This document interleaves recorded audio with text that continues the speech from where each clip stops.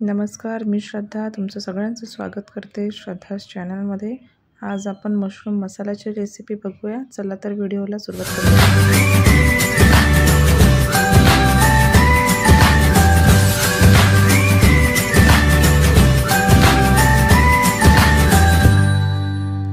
सर्वात आधी आपण कढई गरम करून घेऊया. त्याच्यामध्ये थोडं तेल टाकून घेऊया आणि जे आपले बटन मशरूम असतात, ओले मशरूम, ते स्वच्छ धुवून घ्यायचे आहे आणि त्याचे बारीक काप करून घ्यायचे आहे. तर मशरूम कसे साफ करायचे याचा शॉर्ट व्हिडिओ मी आपल्या चॅनलवरती अपलोड केलेला आहे. तर नक्की जाऊन बघा की आपण मशरूम कसे साफ करायचे, कसे स्वच्छ करायचे असतात. तर मी एका मशरूमचे 4 भाग असे करून घेतलेले आहेत. तुम्ही बारीकसुद्धा चिरून घेऊ शकता आणि ते शिजल्यानंतर आणखी छोटे होतात. तर बघा, मी असा कलर येईपर्यंत त्याला फ्राय करून घेतलेलं आहे थोडं. आणि असा कलर आला की आपल्याला प्लेटमध्ये काढून घ्यायचे आहे. तुम्ही फ्राय न करतासुद्धा ग्रेव्हीमध्ये टाकू शकता, पण ते शिजायला जरा वेळ लागतो आणि जो मशरूमचं पीस आहे ते थोडं कडक होतं. त्यामुळे आधी असं फ्राय करून घ्यायचं, म्हणजे त्यातला जो मॉइश्चर असतो तो निघून जातो. त्याच्यानंतर याच कढईमध्ये मी थोडं आणखी तेल करून घेतलेलं आहे मसाल्यासाठी. तर याच्यामध्ये मी 2 ते 3 पळी तेल टाकून घेतलेलं आहे. तुम्ही प्रमाण याचं कमी जास्त करू शकता. त्याच्यानंतर जिरा मोहरीची फोडणी द्यायची आहे.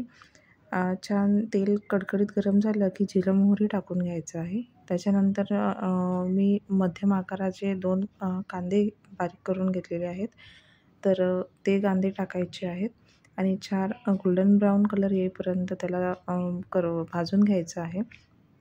आणि थोडं कांदा शिजत आला की आपल्याला टाकायची आहे लसूण अद्रकची पेस्ट. तर इथे अर्धा चमचा घरीच तयार केलेली लसूण अद्रकची पेस्ट टाकून घेतलेली आहे. ती पण छान आता परतून घ्यायची आहे. कांदा थोडा परतल्यानंतरच टाकायचा आहे, आधी नाही टाकायचा आहे, कारण कांदा शिजायला थोडा वेळ लागतो. मी इथे कच्चा कांदा घेतलेला आहे. तुम्ही भाजलेला कांद्याची पेस्टसुद्धा घेऊ शकता, त्याने पण छान कलर येतो. झालेला आहे आपला कांदा तयार.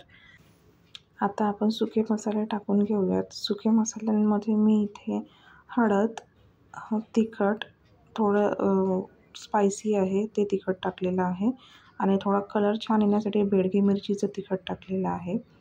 त्यानंतर मी धने पावडर टाकून घेतलेले आहेत. त्यानंतर थोडा गरम मसाला आणि मीठ टाकून घेतलेला आहे. गरम मसाला आपण घरीच तयार केलेला आहे खड्या मसाल्यांचा, तो 1 चमचा इथे टाकून घेतलेला आहे. आणि थोडं तेलामध्ये परत करून घ्यायचं आहे. सगळे मसाले जे आहेत ते कच्चे नसायला हवे. थोडं तेलामध्ये त्याला आपण भाजून घेऊया आणि त्यानंतर आपण टाकून घेऊया टोमॅटोच्या आधी मी इथे दह्याचा वापर केलेला आहे. 2 ते 3 चमचे दही फेटून घेतलेलं आहे. दहीसुद्धा मी घरीच तयार केलेलं आहे. याचासुद्धा शॉर्ट व्हिडिओ मी चॅनलवरती अपलोड केलेला आहे. तर दही याच्यासाठी टाकलेलं आहे, जे आपण मसाले टाकलेले आहे त्याची कन्सिस्टन्सी छान येते, ते छान बाइंड होतात. म्हणजे जसं आपण थोडं पाणी ॲड केलं तर ते पातळ दिसत नाही. ते बाइंडिंग एजंट म्हणून आपण याला वापर करू शकतो.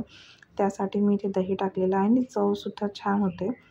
आणि टोमॅटो परतल्यानंतर मी जे ते फ्राय केलेले मशरूम होते ते याच्यामध्ये टाकून घेतलेले आहेत. मशरूम मसाला अगदी रस्सेदार किंवा असा पातळ रस्सा ग्रेव्ही नसतो याची, थिकच असते. आणि मला याच्यामध्ये थोडं पाणी ॲड करावंसं वाटत आहे, कारण थोडं जास्त घट्ट झालेलं आहे. आणि बस थोडं नॉर्मल पाणी टाकून घेतलेलं आहे. अगदी काही गरम पाणी वगैरे नाही टाकायचं आहे आपल्याला, बस इतकं सफिशियंट आहे पाणी. आणि एक वाफ काढून घ्यायची आहे. आणि बस आपला जो मशरूम मसाला आहे तो रेडी आहे. अगदी झटपट होणारी भाजी, छान आणि पौष्टिक प्रोटीनयुक्त अशी भाजी आहे. बघू शकता, बस आपण एक वाफ काढून घेतलेली आहे आणि आपली भाजी शिजून तयार आहे. तुम्हाला हा व्हिडिओ कसा वाटला आहे नक्की कमेंटमध्ये सांगा आणि घरी ट्राय करा. आणि नक्की कमेंटमध्ये सांगा. लाईक, शेअर आणि सबस्क्राईब करायला विसरू नका. तुम्ही जर सबस्क्राईब कराल तर अशाच छान छान रेसिपीजच्या नोटिफिकेशन तुम्हाला येईल. त्यासाठी तुम्हाला बेल आयकॉन प्रेस करावं लागेल. बेल आयकॉन प्रेस केलं की तुम्हाला नोटिफिकेशन येईल व्हिडिओ अपलोड झाल्यानंतर आणि तुम्हाला अशाच झटपट होणाऱ्या नवनवीन चमचमीत रेसिपी बघायला मिळेल. तर नक्की सबस्क्राईब करायला विसरू नका. बस आपला मशरूम मसाला तयार आहे. चपातीसोबत, भाकर भातासोबत अगदी छान लागते ही भाजी. तर बघू शकता कलर पण छान आला आणि मशरूमचे पीसेस ॲज इट इज आहे, अगदी श्रिंक नाही झालेले आहे, ते जसे आहेत तसेच आहेत. आता याच्यामध्ये आपण कोथिंबीर टाकून घेऊया. कोथिंबीरशिवाय कुठल्याच भाजीला मजाच नाही आहेत. तर बघा इथे. चला मग भेटूया पुढच्या रेसिपीमध्ये.